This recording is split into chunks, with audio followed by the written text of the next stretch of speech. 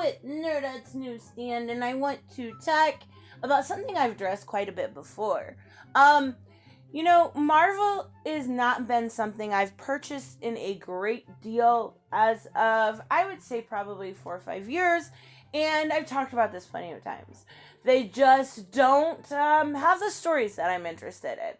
And by stories, I mean they're terrible. And, X-Men has been better, but just nothing interests me. I love my DC characters, and the characters are what makes something interesting for me. Now, I do love X-Men. There are certain characters I will, bend that rule for. One of them is Cable. And if you've seen my community post, you know where we are going with this. So I want to talk about 2 different books that came out this week. And I am not kidding. At this point, I think Marvel is trolling fans. This is real. This is real. This is Cable. I get he's Kid Cable. I don't care that he's Kid Cable. He saved the magical lion by getting his owie out. yeah, this is real. When Harleen came out on DC Comics, I talked about Hot Joker and how I thought it was a different version of him because it came from Harleen's mind, and that's how she viewed Joker. So it worked. What's your excuse, Marvel? I really liked Cable when I was younger. I really liked the X-Men. They were what I was really interested in when it came to Marvel. Now, the Avengers, Spider-Man, I know, it's very weird, but they just don't interest me. Now, this boy Cable, or whatever it is, and I did see someone in my comment section yesterday said it was very similar to what they did with Lobo in New 52. Now, I understand that, but they didn't make Lobo androgynous. This is weird to me. This reminds me of, an emo, an emo Cable, a Backstreet Boy Cable. I don't know. It's so weird to look at every single one of these panels. And don't get me wrong, the artwork is fantastic. It just doesn't work for this book. So I don't have anything against the art in this, but the story is garbage. And, there's always those stories when I was growing up. There was the damsel in distress. I understand it's an old trope, but it worked for a really long time for a reason. I loved those stories. I would always, my Prince Charming is going to, come rescue me, da-da-da-da. Yeah, that's the girl in me. Shut up. This is, he gets saved by his Princess Charming. I can't take this shit seriously. I can't. I can't believe they put this out, to be honest with you. And then if you look at the flip side of it. So, I showed you pictures of Cable, right? Let's go to a comic that came out a few weeks ago. And I did pick up Nebula #1. And then I was just seriously? Seriously? This is Nebula?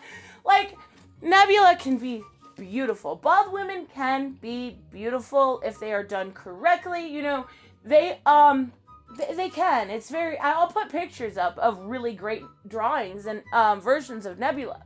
But this ain't it, Chief.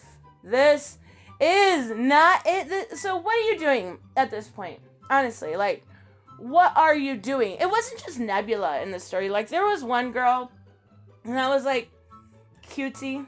I don't know. I guess I'll just call her cutesy. She was a cute elf girl, okay? So, and then there's another girl, and I didn't realize this was a girl.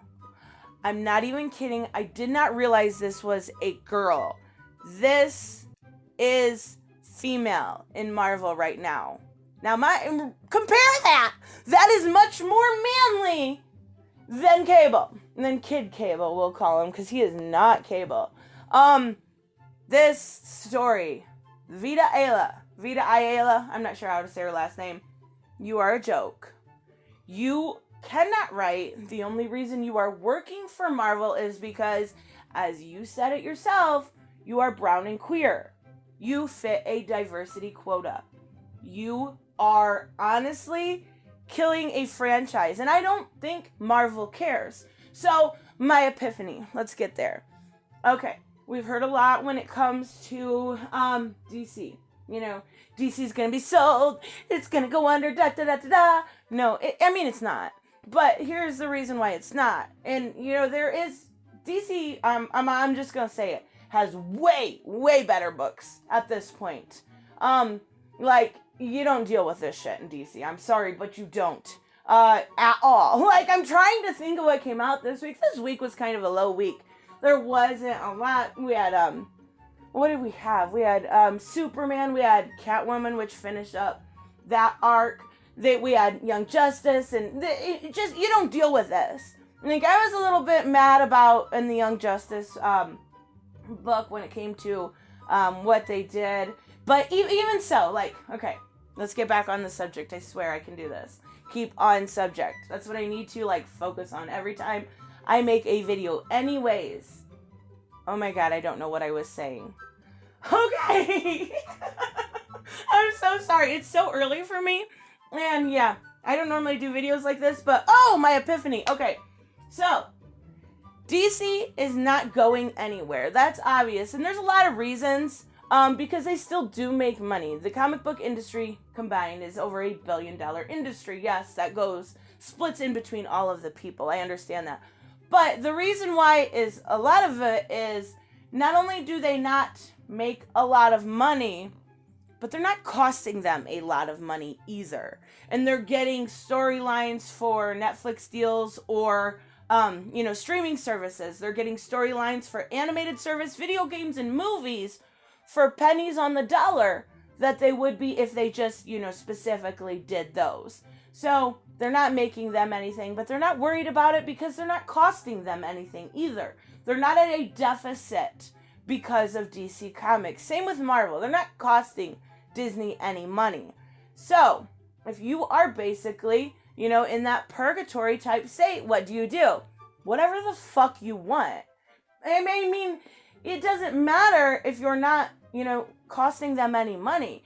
At what point does it have to get to, though, especially with Marvel, to where you start costing, your company money and there starts to be, either shutdowns or issues within, I guess, going forward is what I'm trying to say. So, I don't know. You would think we would have reached there by now because Marvel is trolling their fans. Like, I mean, I hate to say it, the Cable book really was beautifully done for a YA book. And it's not a YA book. It was beautifully done for a children's book you would read to a child in a library. This is a comic book, though. And they've gotten these sexes so much, like, in the middle, androgynized. They are... Basically, they have emasculated the women, I'm sorry. They have feminized the men, and now we're meeting at the middle where Cable looks more feminine than Nebula. Like, there's a problem here. And the problem, first off and foremost, is who you're choosing. Vita Ayla, she's a joke. Like, I can't write. I was like I did journalism in high school. That's literally as much experience as I have, and I could do better than this because I know superheroes, I know comics, I know the setup. I could do better than this. This is disgusting. I mean, I guess disgusting is not the right word because, it cost me, $5 this week. I'm okay with that. But the best way to describe it is you're literally trying to skew the lines in between the sexes.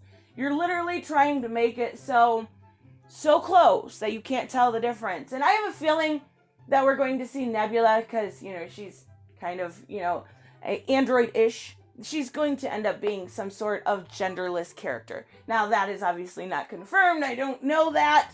But I'm just saying, the way this has gone, and I've read 1 and 2 now. Yeah, stupid. Really stupid. I usually do pick up number 1s when it comes to Marvel to see if it's something I like to continue. Yeah, I picked up Star. It was garbage. Nebula, garbage. Like, I don't know why I waste my time. I really don't, but sometimes you get that diamond in the rough. So, I don't know. It's pretty insane. Marvel, you're a joke. Quit trolling your fans. This is ridiculous. Come to the dark side. Come to DC. I'm just kidding. Yeah, let me know what you guys think about these 2 books. I can't believe it. I can't believe these are real. I will leave you with some pretty cheesecake for the end, though, to sort of cleanse that palate. I will see you in the next one. Bye-bye. Hey guys, I want to give a huge shout out to my Subscribe Star and Patreons. You guys literally make this channel possible. Black Knight Fool, Brucey, Chris C, Dave Ross, David L, Jeffrey Allen Carnes, Sanjuro, Jeremy Burtz, Joe Bustify, Kato Roan, Magical Exotic Diamonds, Mighty Pauls, Mike Buckner, Robert, Steve Glasker, Timothy French, Ala's Matt Films, Alexander Trapp, Way Else One, and Troy Reiser. You guys are absolutely amazing, and I want to say thank you to each and every one of you. Don't forget to subscribe and like on the way out, and I will see you in the next one. Bye-bye.